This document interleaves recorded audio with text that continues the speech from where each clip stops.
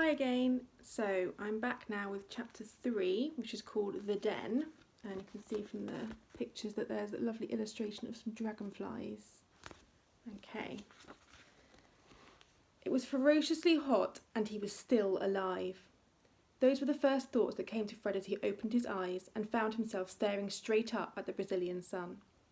Instinctively he looked down at his wristwatch, but the face was cracked and the minute hand had fallen off. The two girls were asleep next to him. Both of them were covered in blood and scabs, but they were breathing easily. Con had her thumb in her mouth.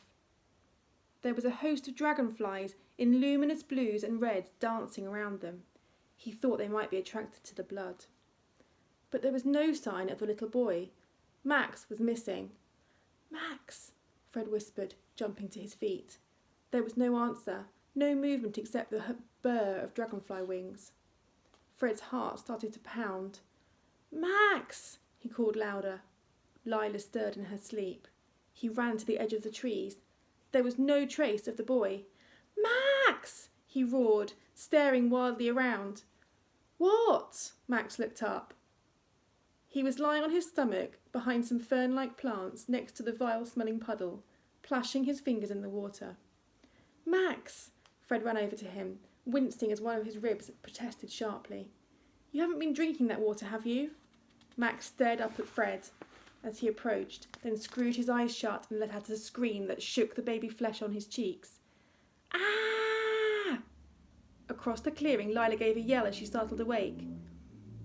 "That's not very flattering," said Fred to Max, but it was possible, he reckoned, that covered in blood and soot and with less eyebrow than usual, he didn't look very reassuring. The boy kept screaming, barely drawing breath. Lila jumped to her feet. "Max," she called, "what's happened?" Sugar, Fred thought. He knew that you should give people sugar for a shock. "Do you want a sweet?" He had some mint humbugs in his pocket. "Please stop crying." He fished the sweets out. His hand came out wet. There was a cut on his thigh and half-dried blood in his pocket, and the mints had spent the night marinating in it. He grimaced and put one in his mouth. The taste hadn't been improved, but the sugar gave his blood a twitch. "Do you want one of these?" Fred spat on a corner of his shirt and polished one clean. "It's a mint." "No, I hate mints," said Max. "It's the only food I've got." "Okay, then I'll take it," said Max. He said it like a lord accepting a peasant's bread. "Here," said Fred. He put it in the boy's sticky hand. "Eat it slowly if you can."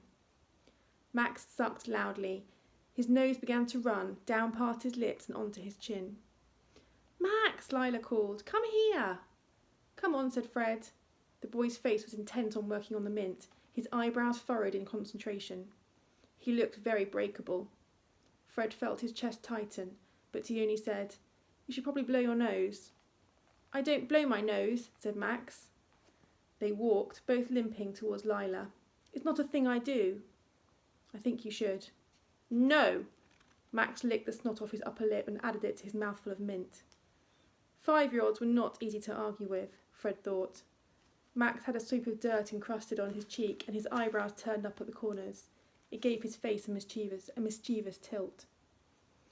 Fred hooked his finger into Max's shirt collar to steer him from thorns and what looked like rabbit droppings.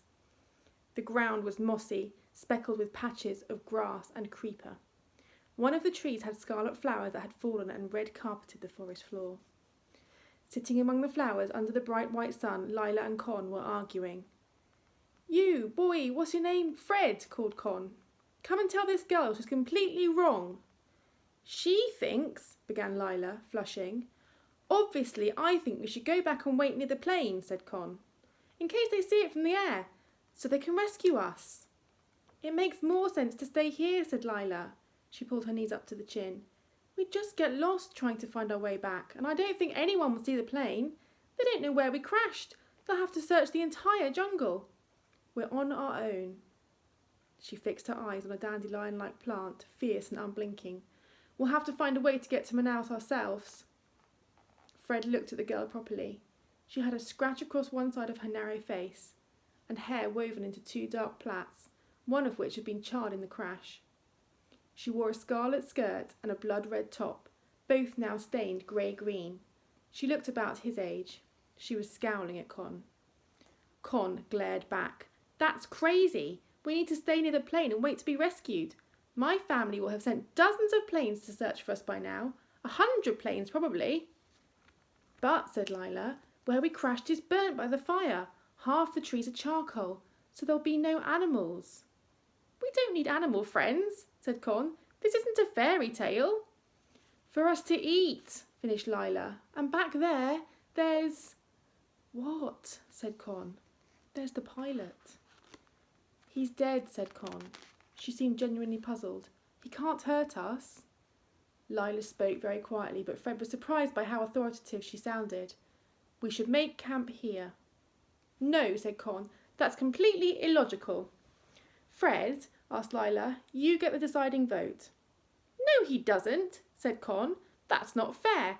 One person shouldn't get to decide." She glared at Fred from foot to chin. "Not unless he agrees with me." Fred looked round the clearing again. The air was fresh here and the sky above them a blue that does not exist in England.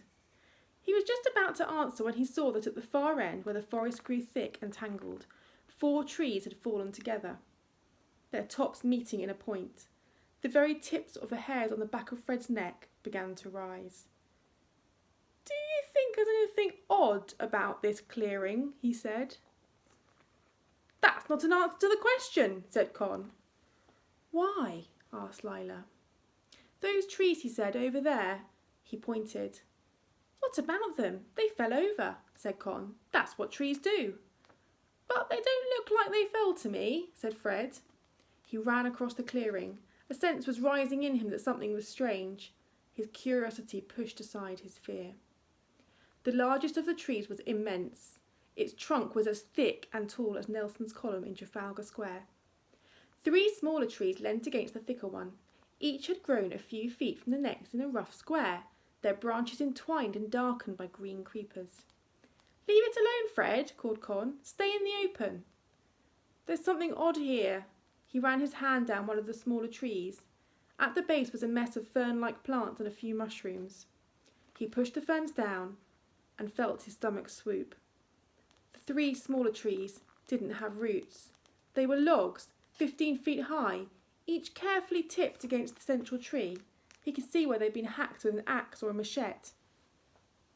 Ferns had grown, or been planted, Fred thought, at their bases, disguising the place where the cuts showed. "A den," breathed Fred. "What did you say?" called Con. Fred pushed at the vines that stretched between each of the logs. "It's like a tent," said Fred. "A den." He bent down, ready to push past the foliage. "No, don't go in there," said Con. It came out in a burst. "It's not that I'm scared, but please don't. It's not a reasonable risk." Fred stared at her. "A what?" He'd never in his life considered whether a risk was reasonable. It sounded like something his headmaster would say. "There could be anything in there. Jaguars or snakes or rats," said Con. "I can't not look," said Fred, astonished. "She might be right, though," said Lila, "about the snakes. Be careful." "I'll look," said Max grandly, jumping to his feet. "No, you absolutely won't," said Lila, grabbing his wrist. "You're staying right here." Fred pushed aside the vines hanging down between the logs. Ugh, he winced. Some of the tendrils had tiny but vicious thorns, and they'd caught in one of his cuts. He brushed away another handful of vines and froze. His heart, which hadn't stopped double beating since the crash, quickened to triple speed. The trees met to make a tent, high enough for a man to kneel in, or for someone's Max's height to stand. The air smelled deep green. There was a spiderweb in one corner, and below it a pile of banana leaves, stacked a dozen leaves thick in the shape of a sleeping mat. They'd almost been entirely devoured by ants. Fred looked up, and his eyes felt his eyes stretch wide. "Come and look at this," he called. The space between the 4 tree trunks had once been covered in a roof of plaited palm leaves. He reached up and touched them. The palms were riddled with holes, half rotted, and the light shone through, but he could see how intricately they'd been woven. He crawled further in, slowly, looking for snakes in the green light. The ground squelched under his hands. In the far corner of the den was a hollow gourd, rotten with mildew. Fred touched it gingerly. It was mulchy. He turned it upside down, wrinkling his nose at the smell. A cascade of flints split out. Half had been chipped into the shape of arrowheads. Others were square and flat, large as a fist. "You two," he crawled backwards and stuck his head through the vines. "Come in, quick! You have to see this. Someone was here." "You're crazy," spat Con. "If someone was here, they won't want us trespassing. I've had enough of this." She turned and began to march back into the trees. "Wait, Con, we shouldn't split up," called Fred, infuriated. He scrambled out of the den and ran after her. "Whose house is it?" She turned to face him. Fred was startled. There were tears in her eyes. "You don't know, do you?" "Of course I don't," said Fred, "but I just think, what if they came back? I've read about it in—" Con hesitated, casting round for an idea. "Goldilocks. I know how it ends. I'm not getting eaten." "I'm pretty sure this place wasn't built by bears," said Fred. "It could be cannibals." "Cannibals are mostly a myth," said Lila. "Says who?" "Everyone. Scientists, our mama and papa." "How do they know?" "Mama grew up in the jungle, near the Solimoes River, and she's a scientist, a botanist." "Botanist?" said Max.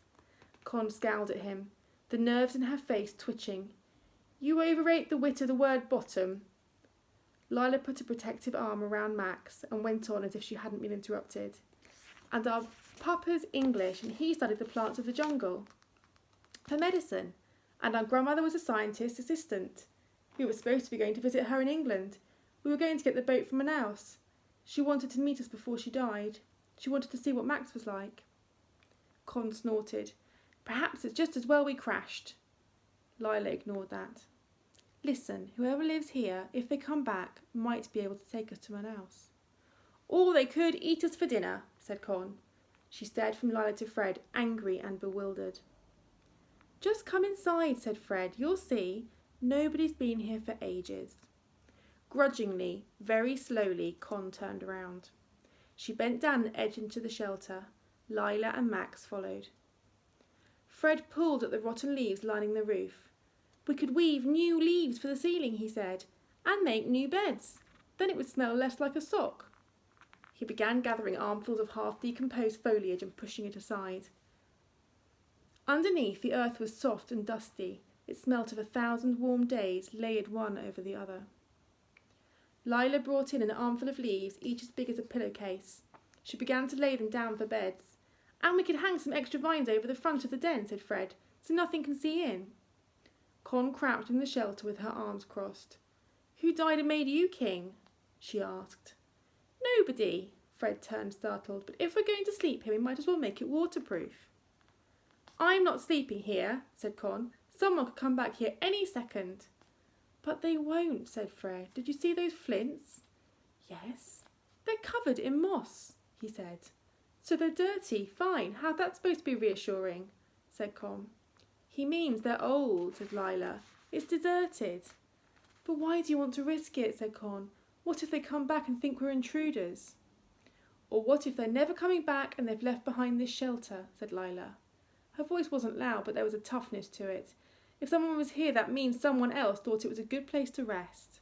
It means it's safe." "But you can't know for sure." "We can't know anything for sure," said Fred. "Lila's right. As soon as we work out how to get out of here, we'll leave. But until then, it makes sense to stay in a place where other people have been." "Unless they eat us," said Con. "I'm staying here," said Max. "I want to live in the tree tent, and if you try to make me move, I'll do a wee on you." "No, you won't." Con backed away, smacking her head on a tree trunk. "He does that sometimes," said Lila, which, for the moment at least, more or less settled it. Okay, that's the end of that chapter. More next time. Bye for now.